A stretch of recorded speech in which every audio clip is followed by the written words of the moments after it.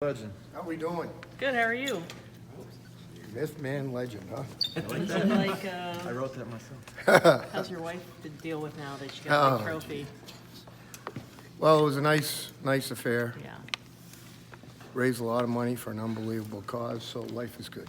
yeah. You know, that's good stuff. And she won. Yeah, we'll take that too.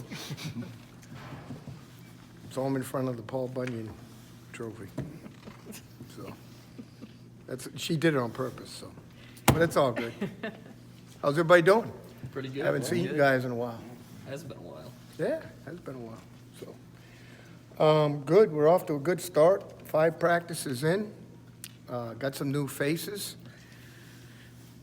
Boy, it's nice to watch young guys grow up and, really improve. And I can single out so many that have just, starting to take that next step, and it's just fun to be around to watch them do that.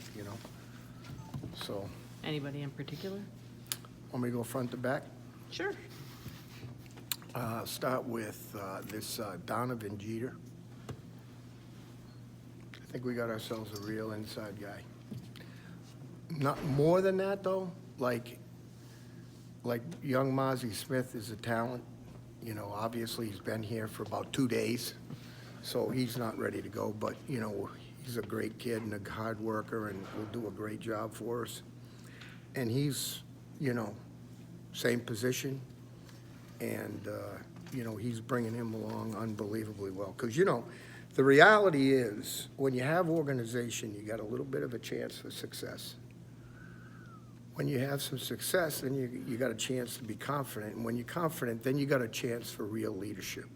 Now, real leadership is from within, not coach-driven.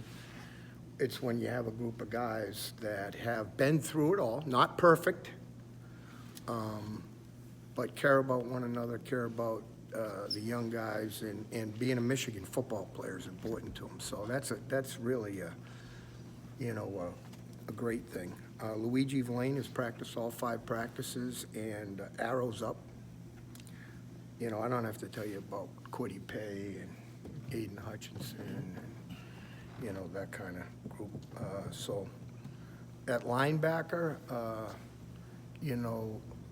Josh Ross doing a good job. Devin Gill might be the most improved guy, body-wise, speed-wise.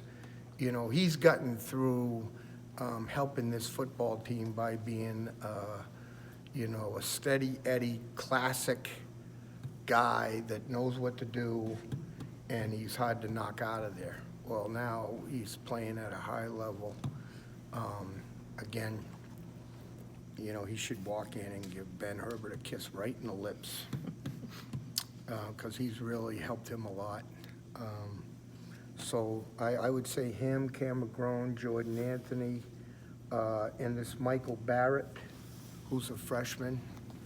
I'm seeing really good things out of really all those guys. If you said to me, secondary-wise,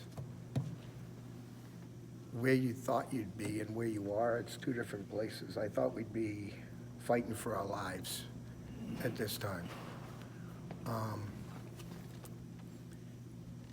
Ambry Thomas, is really taking the next step. Leadership-wise, is a good role model for the young guys. This Vincent Gray is going to be a real guy. Brad Hawkins, Jamarick Woods, both vastly improved, more confident. But, this Josh Metellus has turned himself into a real player. So, I'd like to do this little task. You guys might think this is crazy, but who would you really trust to put in the game? And we have about 16 or 17 names right now I could write on and think by the end of this thing, spring and obviously preseason, because it's just an extension of spring. it's nice if you could get, the larger you can get the group, the better. And I think there's a bunch of guys that are sitting on the fringe. Jalen Kelly Powell, I can think of off the top of my head. He's playing full-time corner and doing a really good job. So he's a guy. He's just got to keep doing what he's doing. Trying to think here. Viper, Michael, I talked about. Up front, the other guy too, the Swiss Army knife is Uche. I mean, he's 253 pounds. He can play a lot of places, and he will. And he's a fast, explosive guy. So, those are things that, I feel really good about. Number of guys. Another guy on the defensive line, though, apparently is Ben Mason. That out there? Yeah. Wow. I didn't make it up. I didn't know that was out there. Yeah, he's an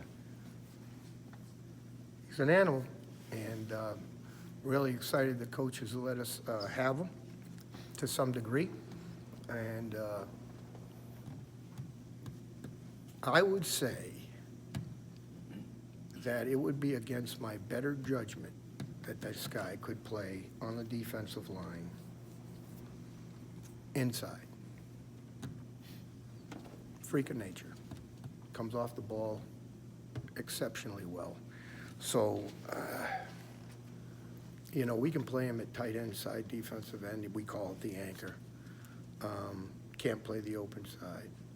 But he could play that 3, and there's a lot less learning there. It's on your mark, get set, and they got to block you.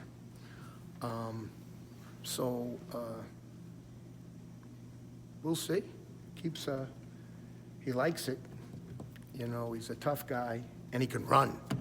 The one thing, and I can't really put my finger on it why, but we're playing much faster than we were. And I thought we were pretty fast last year. We're just, I think part of it too, some people are probably unhappy about it, but the bottom line is our guys are in the 4th year of the same similar defensive system, because obviously we've made some changes, but the nuts and bolts part of it is, intact. So they can just kind of keep going and get better, get faster, understand the playbook better. And there's an older group of guys that sit above them that can help the younger guys, which is really a beautiful thing.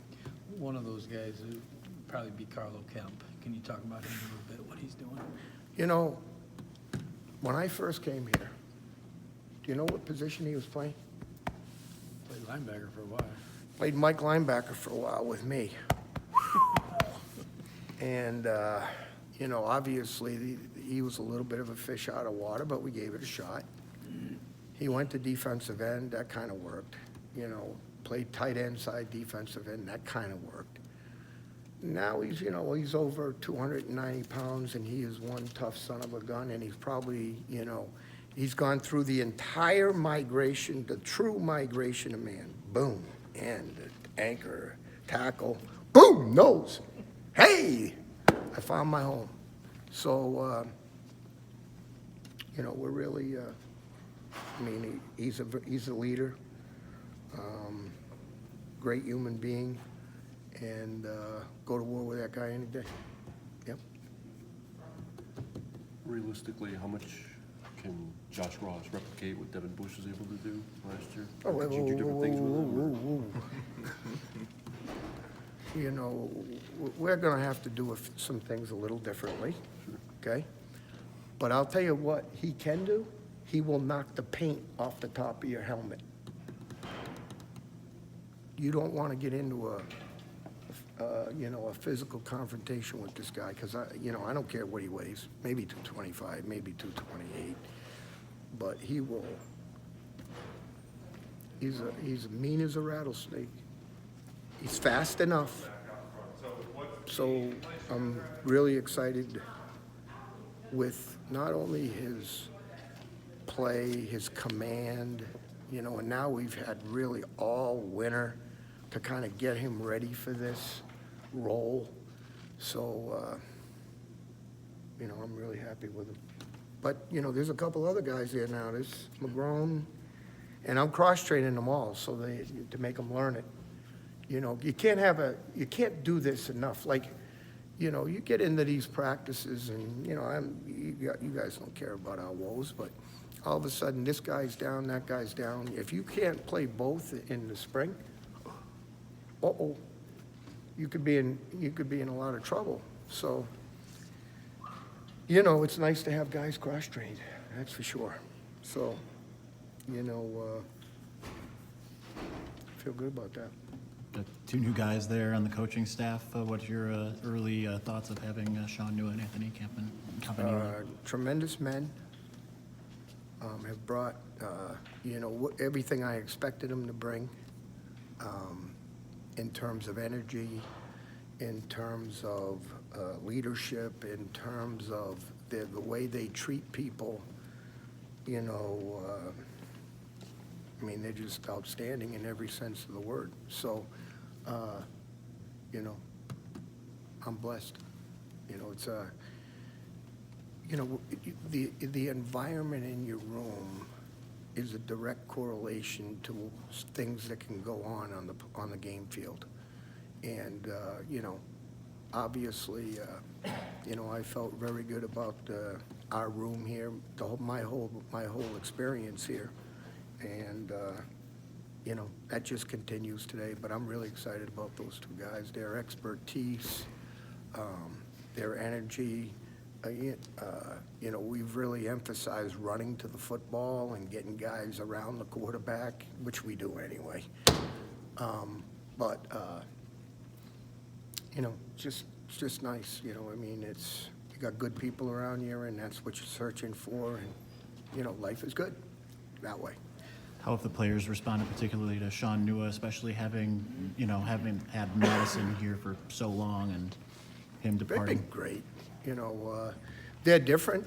I mean, obviously, you know, I have tremendous respect for both men, so, you know, one guy's different to the other, and, you know, we're not here to make comparisons, and, you know, I'm happy for one man's success, and I'm happy for us, you know, with the role model that our players have. So life is good. You know, we just get worried about getting ready for a beautiful fall. Another thing that Bush brought was kind of that take charge attitude. What guys do you have now that have that potential? That guy just walked by, is, you know, really, I thought did a good job taking charge as we started practice today, just getting the guys' minds right and their energy level right, and you know, he's been through it all. You know, he's had great moments. He's been criticized, you know, in my opinion, unfairly, because, you know, the only guy that should get criticized is the old guy, and I've been there, done that a lot. So life is good, but I think he's done a tremendous job. You hit on, we just had a long conversation about Carlo up front, Josh with the linebacker core. This Khalid Hudson is really, you know how some guys, you know, you just wish they'd do things a little better in practice and this and that. For some reason, he has gone to the next hemisphere in terms of that level. And, you know, motivation's a beautiful thing. And I think he's highly motivated to have a very good year. And I think, you know, I probably didn't do him any favors early because I didn't prepare him for what was at hand, and that was, you know, really, I thought, a crackdown early on the targeting. Now, that went away about mid-year. I'm just saying. So there were hits that, you know, that I saw in college football that I'm going, and it was okay. So, you know, and I'm not here to be critical of it. It's just, you know, you're trying to find, how do you coach you guys? And I've never been one to, you know, to teach them to tackle with the face. You know, I'm not doing that. So, but we tackle. We do tackle. So, We talked to you at the bowl game about Mm-hmm. the Ohio State game. What are your takeaways when you look back at those last two games? Your takeaways? The most disappointing experience I've ever been through in my entire life. Both games or the bowl game? The whole thing. You know, I really think the Florida thing, you know, there's a lot of things that happened in the game itself.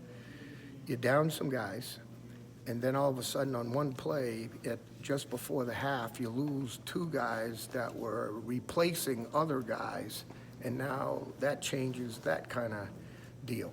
But, you know, it's all about preparing yourself and picking yourself up off the ground and making adjustments. And, you know, I kind of chuckle because, you know, I know I'm set in my ways. Well, look, can I get off the beat? Can I just make one comment? You know, in this passing thing, right? We've given up since I've been here, under 2,000 passing yards a year, okay? I know, that's not a big deal. The last team to do it was Miami when they had 10 first-round draft picks, okay? So it's not the concept. What it is sometimes is, my guys are better than their guys, and I'm gonna just shove it. Well, you know, sometimes you gotta do a little better job, so trust me, it's been being addressed. Our guys totally into it, and, you know, I'm just excited for the chance to redeem myself, so. How do you address it? How do you address it? You said you Well, first thing is, I made a tremendous mistake.